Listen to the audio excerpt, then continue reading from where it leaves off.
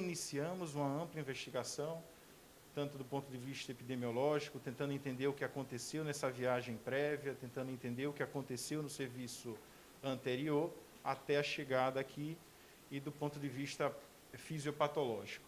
Eu vou pedir para o colega André, que também é intensivista e vem acompanhando junto comigo, e com o doutor Marco Aurélio, nós temos feito um trabalho conjunto, multidisciplinar, temos feito meeting, discussão diária do caso, para tentar, o mais breve possível, chegar a conclusões que consigam, de fato, finalizar o tratamento de maneira positiva. Vou pedir que André explique um pouco do quadro clínico de hoje e, na sequência, o doutor Marcos tenta elucidar o quadro neurológico.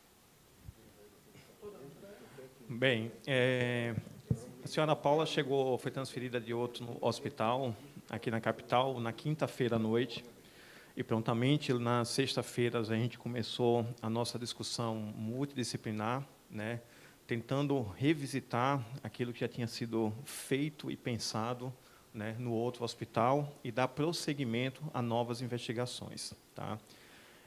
Na unidade de terapia intensiva, um local onde a gente cuida ou assim, dá assistência a pacientes mais críticos, a gente tinha duas vertentes. Dar suporte às falências orgânicas, como o doutor Ricardo acabou comentando, né, justamente para que essas disfunções orgânicas acabem não progredindo e até minimize riscos, né, para a paciente de forma aguda. Então, ela tinha disfunção renal, que ela já vinha sendo tratada através de terapia renal substitutiva desde o outro serviço.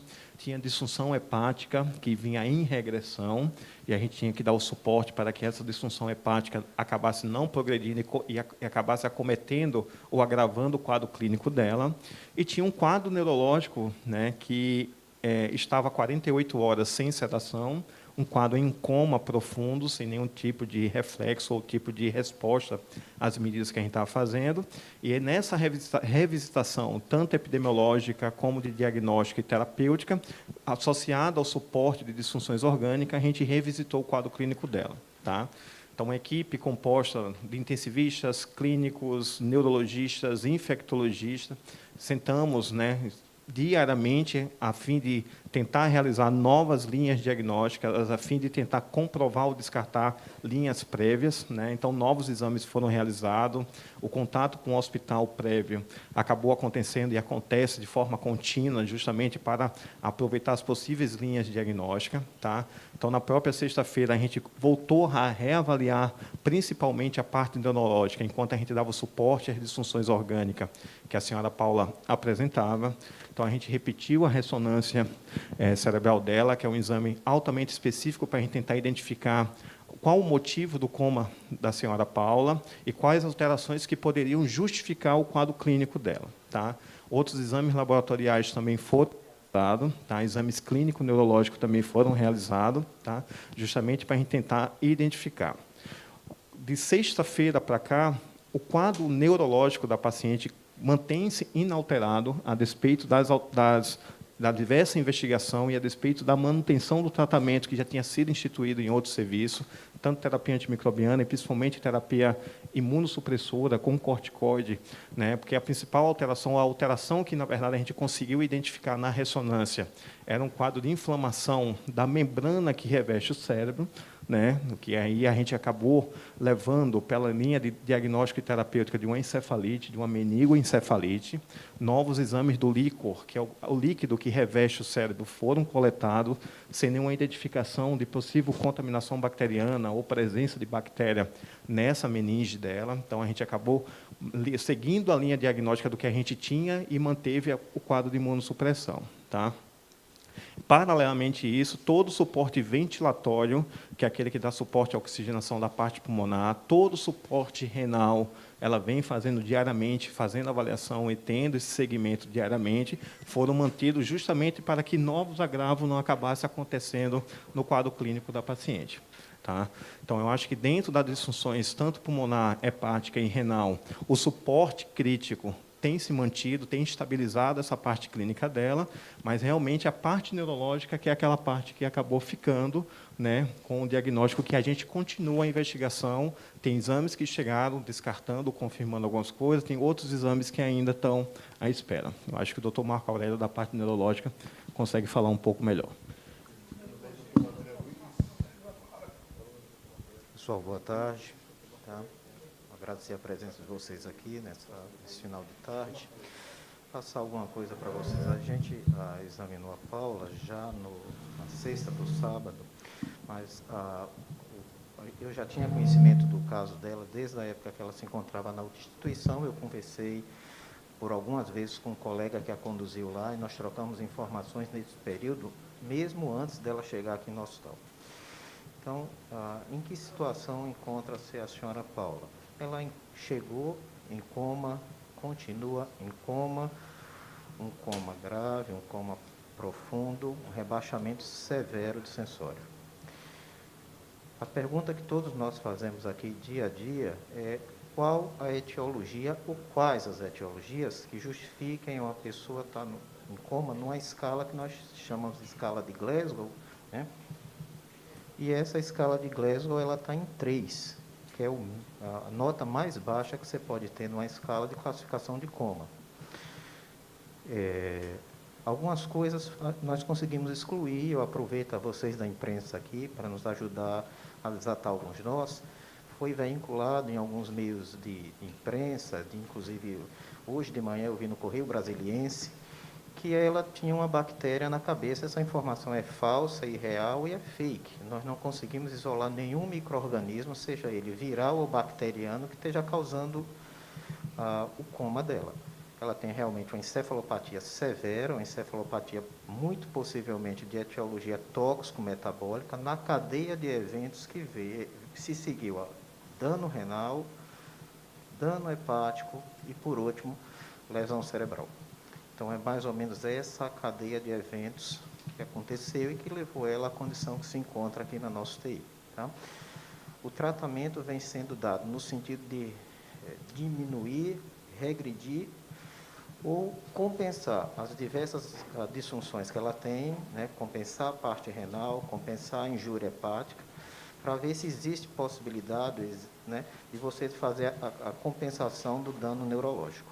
Mas hoje, o que eu poderia passar para os senhores é que ela está em coma profundo, numa escala de coma de Glasgow, que é a escala que a gente usa rotineiramente para monitorizar a coma de uma pessoa. Ela está em Glasgow 3, quando todos nós aqui dentro dessa sala estamos na escala 15. Né? Então, ela tem um rebaixamento severo do sensório.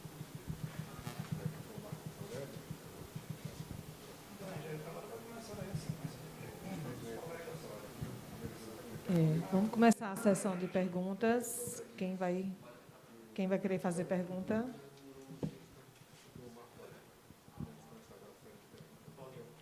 Boa tarde. Rodrigo Vasco, pela Band de São Paulo, Melhor da Tarde. Eu vou tocar num assunto aqui um pouco delicado, mas de quem teve um certo convívio com Paulinha. Ela sempre foi uma pessoa muito vaidosa. Né? Me desculpe pela emoção, mas... E a gente sempre soube que ela se preocupava muito com a estética. E pesquisando sobre problemas renais, Paulinha tomava muitos diuréticos. Toda vez que a gente saía, Paulinha estava com dor de cabeça, Paulinha pedia um Dorflex, um Tosilax e um café. Esse tipo de conduta, de forma reiterada durante anos, pode ter ocasionado essa lesão nos rins? E, se sim, essa lesão apareceu semana passada em São Paulo ou apareceu há vários dias? A pergunta é pertinente e a gente já, ao longo da semana, a gente já se deparou com ela algumas vezes. Vamos deixar claro uma situação. De fato, o uso abusivo, seja de anti-inflamatório, diurético e de algumas substâncias, inclusive de cunho estético, elas podem, sim, levar a lesão renal, né, de caráter arrastado ou crônico e, na situação dela, ter agudizado. O fato é que não tem nenhum exame comprovatório hoje que vá no caminho de dizer Paula tinha uma lesão prévia e foi agudizada nesse momento. Inclusive, nosso exame de imagem realizado aqui não tem nenhum sinal de lesão crônica. Tá? De fato, o uso abusivo, rotineiro, como queira classificar, ele tem sim esse risco, mas não parece ter sido isso que aconteceu. Tá? Aqui eu abro um parênteses também para reforçar algo relevante. Fomos questionados ao longo da semana se os tratamentos ou as tentativas estéticas de perda de peso, enfim, teriam alguma responsabilidade no quadro clínico dela agora. Quando o Dr. Marco Aurélio fala numa síndrome tóxico-metabólica, o que ele quer dizer é que existe alguma substância, algo que está circulando no corpo do paciente, que deve estar gerando uma cascata de inflamação ou de lesões nesses órgãos, a ponto de deixá-los em disfunção. Qualquer substância, seja ela feita de maneira, como é que eu vou dizer, propositada, prescrita ou não, elas são drogas. Elas são, medicamento é droga. No entanto, deixe-se claro aqui que Paula, quando fez, pelo menos assim, nos é apresentado em receitas, ela fez de caráter supervisionado. Tá? Então, a gente trabalha, sim, com a possibilidade de alguma intoxicação medicamentosa. Existem exames em andamento nesse sentido, para confirmar ou descartar essa hipótese.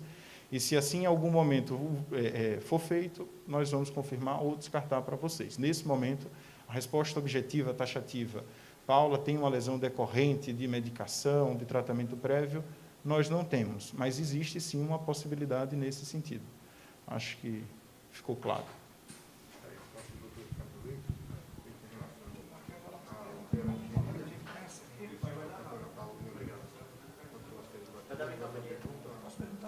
Pessoal, boa noite. Pessoal, boa tarde ainda. Meu nome é Anderson Machado, Liberdade FM. Fazendo aí um preâmbulo, né, de tudo que os senhores falaram, inexoravelmente o quadro da Paula é muito grave. Neurologicamente, ela hoje se encontra em coma profundo. Eu gostaria de saber dos senhores o seguinte: se existe a possibilidade de uma reversão nesse quadro. Geralmente, esse tipo de quadro neurológico, se é reversível, e o que pode realmente ter provocado esse problema neurológico com a Paula. Por gentileza, obrigado. Veja, ela está em coma profundo, mas em nenhum momento aqui a gente falou em morte encefálica. E se ela não está morta, está em coma, coma é uma condição potencialmente irreversível. Tá? Então, em nenhum momento aqui se falou em reversibilidade do quadro. Eu não tenho nada que suporte essa afirmação. Existe um coma profundo, né, que traduz uma injúria encefálica severa, mas não existe o conceito de reversibilidade ainda. Né? Então, a gente está trabalhando para ver se reverte esse processo, né? Melhorando a condição clínica dela, controlando a disfunção de múltiplos órgãos e sistemas que ela desenvolveu, já falou aqui pelo menos rim e fígado, né? Utilizando drogas anti-inflamatórias em doses elevadas no sentido de imunossuprimir e proteger esse sistema nervoso. E vamos agora ver o tempo, né? O que é que a gente pode fazer mais. Mas, do ponto de vista de coma, é um coma profundo, mas não uma condição de reversibilidade, né? Parabéns aí a toda a equipe que está atendendo a Paula. Só um minuto. Boa tarde a todos os colegas. Alex Azevedo, da Rio FM. Muito se falou sobre uma transferência para outro estado para continuar o tratamento. Isso continua, é cogitado ou não? Ela vai permanecer aqui no estado mesmo para continuar todo esse tratamento? Parabéns mais uma vez à equipe. Não, nesse momento não se cogita transferência para nenhum outro estado. Aqui deixamos claro que o pedido de transferência do serviço anterior para o nosso foi feito pela família, no entendimento de que nós tínhamos e nós temos, sim, o suporte adequado. Hoje, posso garantir, até para tranquilizar tanto família quanto público de um modo geral, fãs, enfim, que ela recebe todo o cuidado necessário, não nos falta nenhum instrumento, nem de propedêutica, nem de tratamento agora para a Paula. Então, assim, a possibilidade de transferência nesse momento não existe. Gostaria de saber dos senhores sobre um tratamento com a nutróloga que a cantora estava fazendo, se isso procede e se está realmente descartado, portanto, descartada a morte cerebral. Bem, eu acho que o doutor Ricardo e o doutor Marco Aurélio já anteciparam a resposta dessa pergunta, tá? Ela tomava alguns medicamentos, né, algumas formulações, mas como já foi posicionado aqui, era em caráter supervisionado, seguido, tá? A gente tem em mãos e a gente sempre fica em vigilância as possíveis interações que esses medicamentos podem causar, né? Como o doutor Ricardo falou, medicamentos são drogas que têm seus benefícios e têm seus malefícios, né? Nós que trabalhamos na área de saúde, nós entendemos muito bem isso, tá? E nenhuma linha de investigação é descartada, então a gente tem todas as possibilidades em mente, mas todos os medicamentos que ela tomava era de maneira supervisionada pela médica, né, pelo profissional de saúde que a acompanhava, tá? E só repetindo sobre a morte cefálica, não tem nenhuma evidência nesse momento, às 17h35, né, evidência de que o cérebro dela se encontra em morte cefálica. A gente não trabalha com essa hipótese, a gente tem uma avaliação contínua e diária, uma discussão contínua e diária de monitoramento da função neurológica da paciente Paula, tá? E que toda a legislação de morte cefálica ela é bem clara e muito precisa quando a gente deve abrir o protocolo de morte cefálica, quando a gente deve continuar com a investigação se o cérebro está funcionando ou não. Nesse momento, dentro do que a gente tem de exames de imagem, exame clínico, tá? E alterações que a gente tem disponível, não tem essa possibilidade de morte cefálica. Lembre-se que a avaliação das disfunções orgânicas, renal, hepática e neurológica é de maneira contínua. O quadro clínico é monitorado de forma contínua e essas avaliações são feitas de forma contínua e diária.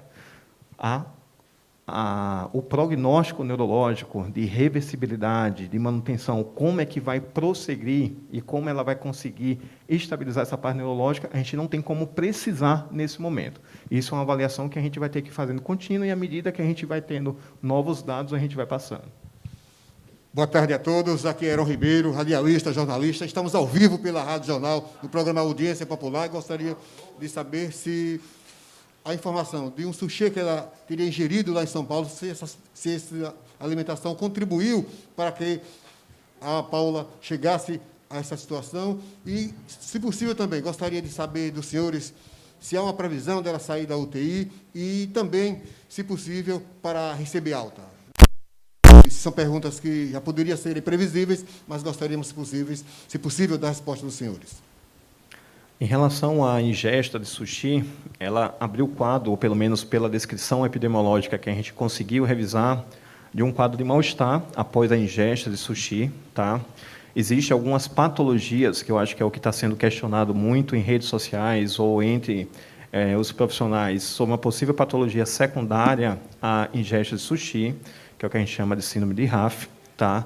Mas desde o outro hospital, essa possibilidade foi aventada, tá? Existem alterações, né, da síndrome de RAF, que laboratorial e pela disfunção renal, que conseguem realmente identificar ou levar esse tipo de diagnóstico, tá? Ela não tinha essas alterações, ela tinha disfunção renal, mas não tinha outra alteração laboratorial, tá? E o tratamento da síndrome de RAF é esse tratamento de suporte, e normalmente não leva a esse quadro neurológico tão importante, né, um quadro comatoso como ela está.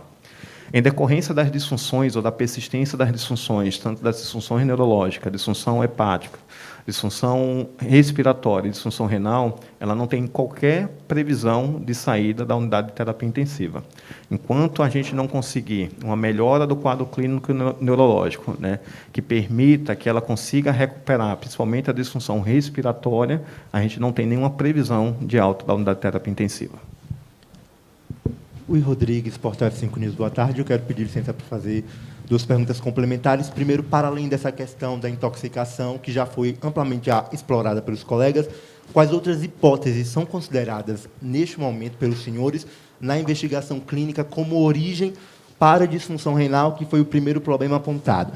E a segunda questão é o seguinte: existe uma correlação entre essa sequência de disfunções que foram identificadas, a renal, a hepática, a neurológica, ou essa também é uma condição atípica da paciente? Vamos lá. Com relação a diagnósticos, a gente trabalhou e vem trabalhando em cima de um diagnóstico sindrômico, né? A gente tem um espectro de lesões e a gente tem buscado uma etiologia, né? De onde vem o início. Mas o fato é que, além da toxicidade, intoxicação medicamentosa, que assim seja, existe um cenário inflamatório, que isso é claro, é nítido, e aí a gente vem tratando também do ponto de vista anti-inflamatório. Existe uma investigação se finalizando, né, nesse momento, inclusive muito próximo de fechar, do ponto de vista de autoimunidade, que é isso. De maneira bem simplória, é quando o seu corpo mesmo produz agressão a ele. Tá?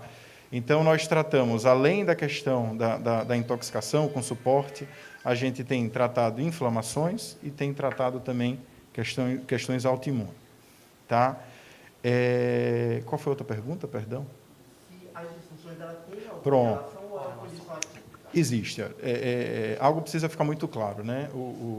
Raramente, quando a gente tem um quadro clínico grave, um órgão só sofre, né? Na terapia intensiva, normalmente, e para isso a gente até tem uma série de scores, a gente fica quantificando as disfunções. É natural no corpo da gente que uma lesão leve a algum sofrimento de outro órgão, e outro órgão, e outro órgão. Então, isso que acontece com Paula não é inédito, está longe de ser inédito, isso é o nosso dia a dia. A grande questão, o grande diferencial nesse caso especificamente é quem levou a este início. Esse é o nosso exercício aqui diário, é quem foi o primeiro, quem agrediu a ponto do rim inflamar o sistema todo, o fígado e o cérebro no final. Mas entenda-se que, de um modo geral, as inflamações orgânicas mais graves, elas levam repercussões em outros órgãos, sim. Isso é o nosso dia a dia. Aqui. Lucas Moura, TV Atalaia, Record TV. Eu gostaria de saber ainda dentro dessa questão da ordem, né, das disfunções que foram apresentadas, dada ainda essa questão relacionada mesmo à correlação, se, de fato, como foi colocado, o primeiro foi um sintoma renal, que depois veio o hepático, depois veio o cerebral. E aí o senhor disse agora que há um estudo no sentido de saber de onde teria partido tudo isso. Esse onde partiu tudo isso seria essa toxina ou seria algum órgão que poderia estar abrigando essa toxina? Perguntando-se de forma bem simples mesmo, para que fique claro para a gente. E aí eu queria fazer uma outra pergunta a respeito dessa toxina que está circulando no corpo dela, pelo menos essa é a hipótese de vocês. Essa é a principal hipótese hoje, vocês estão trabalhando com a possibilidade de que seja mesmo essa toxina. E se for, de fato, essa toxina, como é que vocês farão para identificar a presença dessa toxina ou não no corpo dela? E se existe um exame para isso? Se tem uma forma, vou usar um termo bem simples, de retirar essa toxina, dela sair, ou é um ciclo natural, o organismo tem que expulsar? E se caso isso aconteça e ela se recupera, o que todos esperam, existe a possibilidade de que ela fique com sequelas? São essas as perguntas. Vamos lá, que foram uma série, né? Vamos. Quando a gente diz assim, ela iniciou com a lesão renal, depois uma hepática, na verdade não existe uma ordem tão cronológica assim, né? A primeira alteração que chamou a atenção no outro serviço foi o renal. Naturalmente, quando a gente está investigando, a gente pede uma série de exames. Então, em paralelo, vamos entender que fígado e rim, eles apareceram em caráter paralelo. O neurológico é que veio depois de um comprometimento inflamatório já bem mais importante. Eu queria assim, fazer só uma correção, talvez, que a gente tem falado em toxina. Quando nós falamos em tóxico metabólico, é algo que agride, né? O tóxico é um agressor, gera inflamação, gera agressão celular. Não necessariamente uma toxina. A gente pode, inclusive, estar diante realmente de um efeito ainda prolongado de alguma medicação em uma dosagem, vamos dizer assim, autossuficiente para agredir esses órgãos. Do ponto de vista de diagnóstico, nós temos em andamento ainda um painel toxicológico, que são várias substâncias que estão sendo investigadas laboratorialmente, e à medida que isso for saindo, a gente vai tendo mais respaldo. Existe biópsia de órgãos-alvo, de órgãos que foram lesados, de rim e de fígado, também em andamento, para esclarecer melhor que tipo de lesão isso pode ter levado, pode ter gerado ou desencadeado. E só com esses subsídios é que talvez a gente tenha uma ideia melhor de se mudar ou não o tratamento. Algumas substâncias, foi perguntado também como é que a gente tira, né, essa toxina. Algumas substâncias elas são dialisáveis, né, elas saem na diálise, na medida que o sangue vai trocando, vai filtrando, vai dialisando e aquilo ali sai. Outras, necessariamente, elas são depuradas, e aí algo positivo é que o fígado dela vem desinflamando ao longo do tempo e algumas medicações elas são metabolizadas pelo fígado e aí, naturalmente, ela vai tirando. Outras existem antídoto. A grande questão é que, se a gente não encontra quais seriam essas outras, a gente não sabe necessariamente qual é o antídoto. E aí eu lembro, mais uma vez, que antídoto também é droga. E a gente não pode dar ao léu aleatoriamente, até porque existem efeitos colaterais. Então, para que fique claro, existe uma investigação ainda em paralelo, do ponto de vista toxicológico, do ponto de vista anatomopatológico, de biópsia, no sentido de elucidar e deixar um pouco mais claro com quem é que a gente está lidando.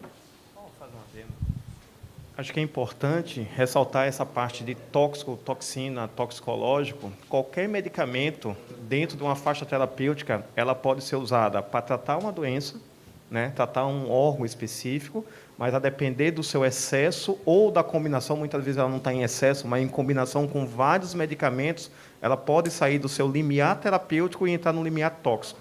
Não necessariamente existe uma toxina, mas o excesso de medicamento, seja per si por um aumento da ingesta daquele medicamento em si, seja por interações de medicamentos que um pode levar a aumentar a concentração sérica de outro, ela pode gerar uma lesão celular.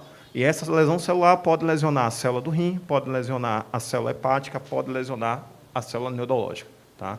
Então, a gente está trabalhando justamente porque a gente não conseguiu demonstrar nos exames que a gente fez alguma alteração estrutural, principalmente da parte neurológica, né? E aí a gente trabalha nessa possibilidade de tóxico, mas esse tóxico, na verdade, poderia ser substituído por medicamento ou qualquer tipo de metabólico que, em níveis terapêuticos, tem um benefício para determinada coisa específica, mas em níveis diferentes, seja por excesso do medicamento, seja por interação de medicamento, eles podem levar a dano celular.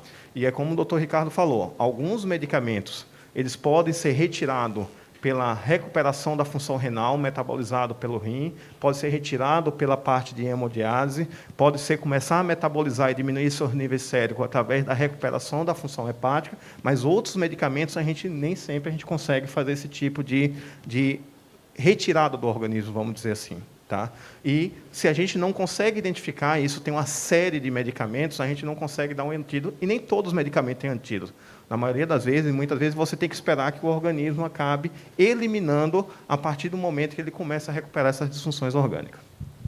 Boa tarde. Gabriela Ferreira, representando o portal UOL.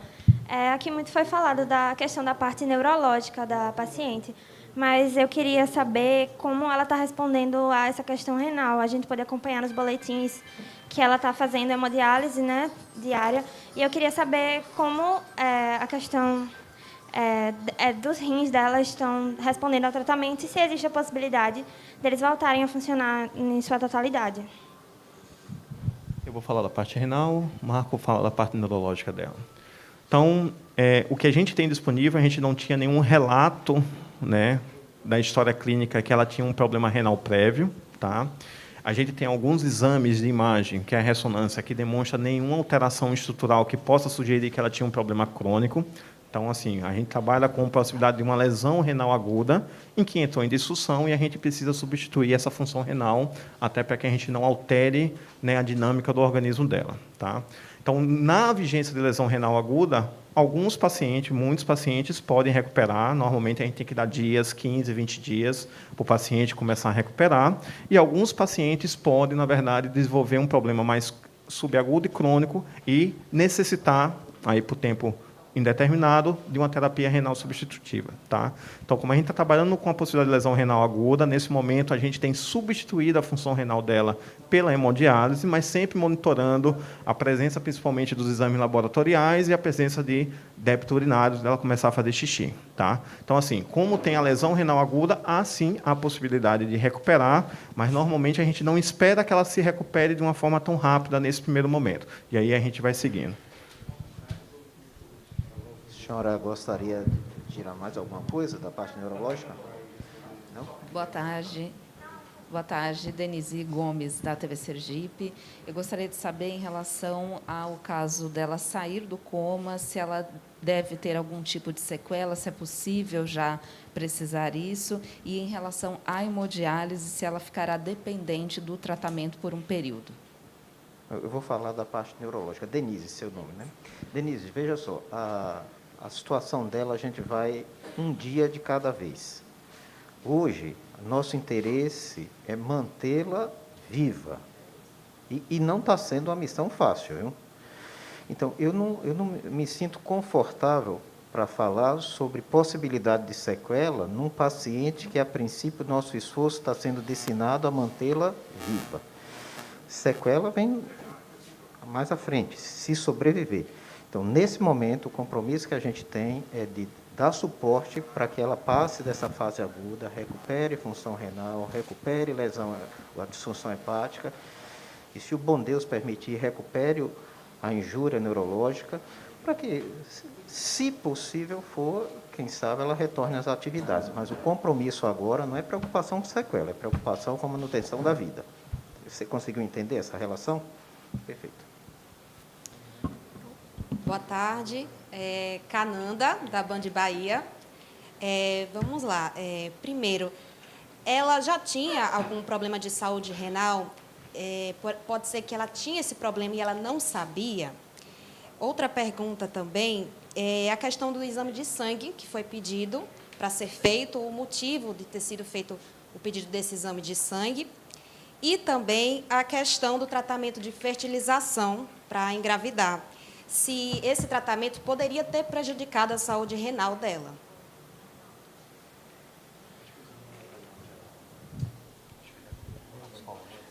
Eu vou por ordem. Tá. Com relação ao renal, né, eu insisto de que, assim, não temos nenhuma evidência de que ela tinha lesão prévia, né? Ela era uma paciente seguida, que fazia seguimento com sua médica regularmente, e, a princípio, nada fala de que ela tinha doença prévia, inclusive, como foi citado por Dr. André, a ressonância realizada aqui também não mostra nenhuma lesão do ponto de vista estrutural desse rim. Então, a gente trabalha com a possibilidade de uma lesão renal aguda. Com relação ao exame de sangue, só me corrija, só para eu entender, qual o exame de sangue especificamente? O exame toxicológico que você fala? Tá. O toxicológico, na verdade, é um exame que a gente mensura em urina, na verdade. Tá? Esse foi um exame mandado para um laboratório de referência, que faz um painel extenso, até de substâncias que a gente eventualmente não está nem, aqui nesse momento, não está nem colocando como possibilidade, de repente a gente encontra. Tá? E qual foi a última pergunta? Foram 3. Sobre a questão do tratamento de gravidez. Pronto. Não. O tratamento já foi discutido entre nós do grupo. Do ponto de vista das lesões que ela tem hoje, a gente não consegue estabelecer nenhuma relação. Nada. Ok. Vamos encerrar. Na verdade, hoje, quando a gente diz que um paciente está em terapia renal substitutiva, que está em hemodiálise, a gente parte da premissa de que esse rim não funciona. Ele não se presta para filtrar, para... Inclusive, ela nem urina ela produz. Então, a gente entende que, nesse momento, o rim dela não está funcionando, a gente coloca uma máquina para substituir esse rim, até que ele repouse o suficiente a ponto de voltar a funcionar. Ok. Vamos encerrar a coletiva. Foi um acordo que cada colega teria direito a fazer um... Oi. Eu gostaria de pedir um favor para vocês da imprensa, né? Me pesou muito ter visto em meio de imprensa a afirmação de que essa senhora estava vivenciando um quadro de uma meningite bacteriana. Criou-se um problema de saúde pública. Nós fomos aqui inquiridos pela saúde pública por que existia uma paciente que a mídia divulgava que estava com a meningite e o poder público não tinha ciência disso. Criou-se um conflito com as pessoas que viajaram no avião com ela, para saber se precisavam ou não tomar medicamentos, as pessoas que trabalhavam com ela no apoio na banda, se precisam se imunizar, porque havia uma suspeita de uma bactéria na cabeça. Então, essa informação é irreal. Pediria para vocês que utilizassem como fonte para vocês informarem seus leitores aquilo que é colocado oficialmente. Nós colocamos isso aqui nos boletins, e que se houvesse a possibilidade dela ter um quadro meningítico de natureza bacteriana ou viral, que isso se transporta como um problema de saúde pública, a sociedade já tinha sido notificada há muito tempo. Muito obrigado. Obrigada. Eu quero agradecer a todos, a direção da Rede Primavera, doutor Ricardo, doutor Marcos Aurélio, doutor André Veiga, colegas da imprensa. Voltando, só lembrando que o boletim médico será divulgado apenas uma vez ao dia, entre 11h30 e meio-dia. Caso haja alguma evolução no quadro clínico, aí sim a gente divulga um segundo boletim. Tá bom? Obrigada a todos e uma boa noite.